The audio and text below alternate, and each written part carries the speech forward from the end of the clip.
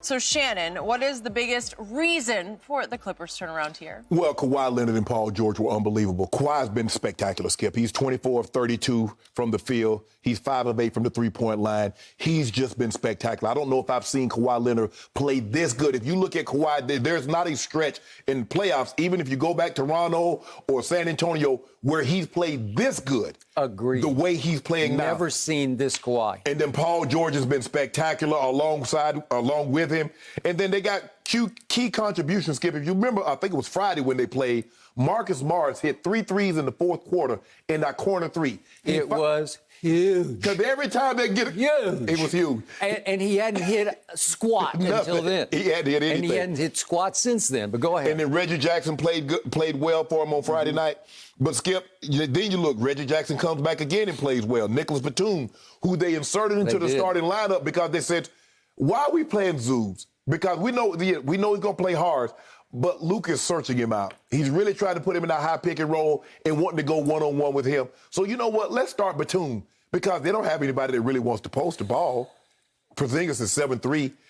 He got Batum playing behind him. He got Paul George, Kawhi, and he's out there 20 feet from the basket. Man, if you don't get your skinny butt down, Skip, and I get it. If you don't want to be Joel Embiid or you want to be Jokic, but get 10 feet and just turn around and shoot over the top of him. But he's 7'3" and want to be a point guard. Bruh, what's going on? Rick Carlisle probably like, Lord have mercy, what are we doing here?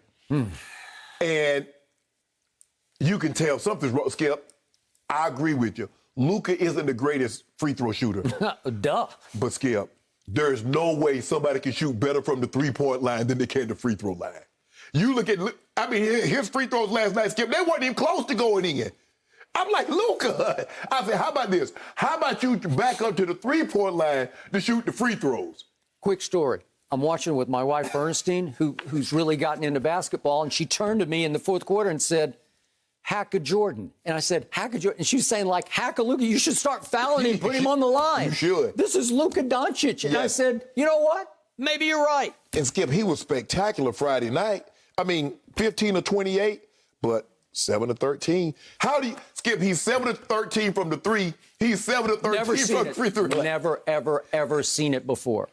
Give the Clippers credit. Ty Lue said, look, there's no way because the difference in the two, the only thing that's different, Skip, the shots that the Clippers missed the first two games, they're making. The shots that the Mavs made the first two games, they're missing. They're still right there. Luka is still hitting Hardaway Jr. He's still hitting Finney-Smith, Kleber. Now, I think they made a trade for Finney-Smith between 2 and 3 because he got to be playing with the Clippers the way he shoot the ball. Ain't no way he on the Mavs side shooting like that, considering what he did the first couple of games. But that's it. Kawhi Leonard and Paul George, and then they got, Reggie Jackson chipped in. They got Marcus Morris, Sr., chipped in, but it was the two big guns. And I asked Skip after they lost the first game and they scored 69, I said, can they continue to play that way? Yep, they could continue to play that way. Now, they didn't need the 60 points that they only got 45 last night. They didn't need what they normally got. But Paul George and Kawhi, especially Kawhi, has been spectacular. My turn. Obviously, on Friday's show, I completely wrote off my Clippers because everybody on this show wrote off the Clippers because they should have been written off. And if I could say that I did my small part to slap them in the face and say, wake up, who are you, and how shameful can you play? They were shameful. Maybe it helped a little bit to just completely write them off. Yet, I got to tell you, in all my years watching the National Basketball Association and playoff games, dating all the way back to 1976 when I started to cover the Lakers here for the LA Times in Los Angeles, where we sit, I've never, ever seen a stranger, more bizarre, more surreal game than Friday night's game. Oh, yeah. I am still shell-shocked from Friday night's game, which I cannot figure out. And apparently last night, the Mavericks were still shell-shocked from what happened to them on Friday night. Because back to your point, Luka was mostly spectacular on Friday night. Am I right? Yes. I look at these numbers. He's 44 points, 9 and 15 at 28, 9 and 9. Okay. Here's the point. On Friday night at home before a crazed sellout post-pandemic crowd in Dallas, featuring Michael Irvin and Dak Prescott, The home team, Dallas Mavericks, hit 23s, 20 of 39. So I checked on that this morning. 20 of 39. In the history of pro basketball, the history of the NBA, never in a playoff game has a home team made 20 or more threes and lost the game. Yep. It cannot happen, right. But it did. And I can't quite make the box score compute because I'm still not sure how it happened. Because I'm going to remind you, early in the game, with 4:28 left in the first quarter, it's 30-11 Dallas. And Mark Cuban's up there in the stands going, we got this. And Steve Ballmer, they keep little cutaways to Steve Ballmer over on the baseline.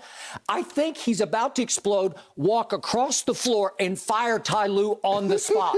Because he's got to fire somebody because he wants answers, right? 30-11? He keep dropping his head. He's like, I can't watch. I wish I had a little Shannon cam at that point up in his palatial estate up in Bel Air, because I would like to have seen your face or whatever you were doing at that point. What were you dancing? Were you on the top of the table? I just fired out a simple tweet. I was like, are the Clippers going to guard anybody? Yay or nay?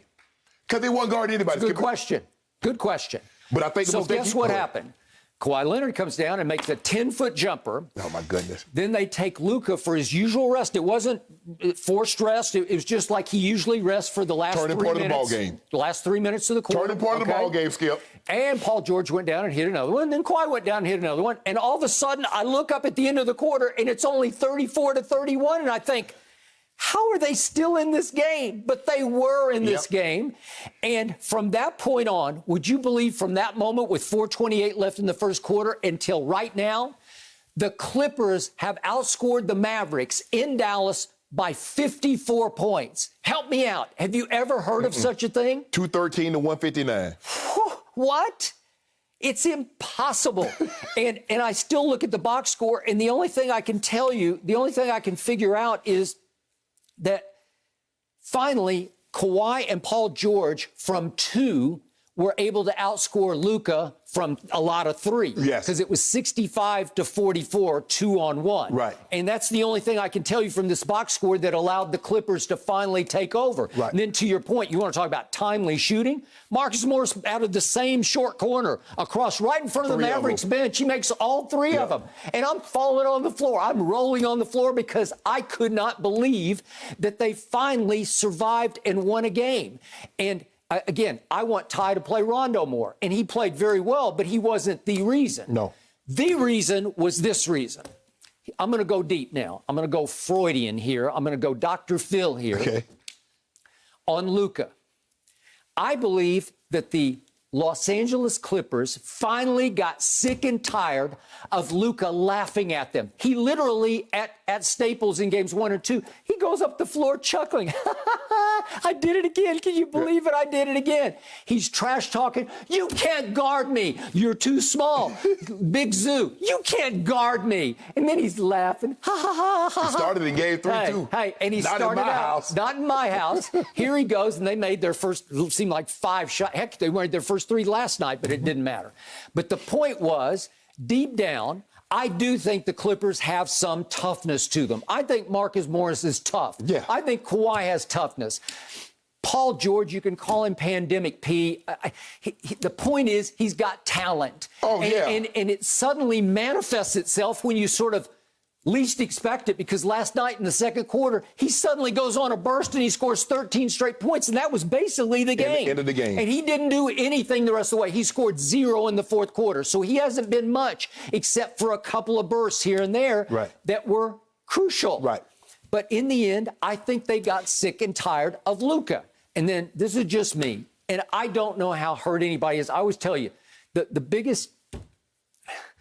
The most perplexing development in all sports to me is how hurt is a superstar in a crucial moment. Well, I don't think Luka's the toughest guy. I've told you that. I'm talking about mentally and physically the toughest guy. So would you believe that Friday night they ran 8 different defenders? I've never seen that in my life. I counted them up. 8 players took turns on him, and I'm talking about legit turns where you're coming down, and all of a sudden it's Kawhi, it's Paul George, it's Batum, it's Reggie Jackson, it's Rondo. I can just keep going right down there. Terrence Mann might have done the best job.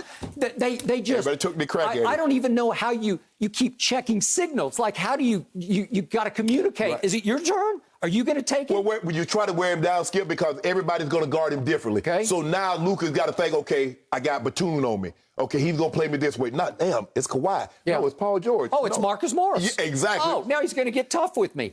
And I think they beat on him. I think Rondo bothered him a little bit. I think Pat Bev took him early and just bothered him a little bit. Remember, he's too small. He's too small. And all of a sudden, he started to wear down in the fourth quarter. And the next thing I know, I see him on the bench, and he's got some, is it a heating pad, I guess, or it's an ice? I don't know. Wrap, and then he got the kinesio tape. Okay, and then all of a sudden, he's got some neck problem. I don't know. Maybe he does. Maybe he doesn't.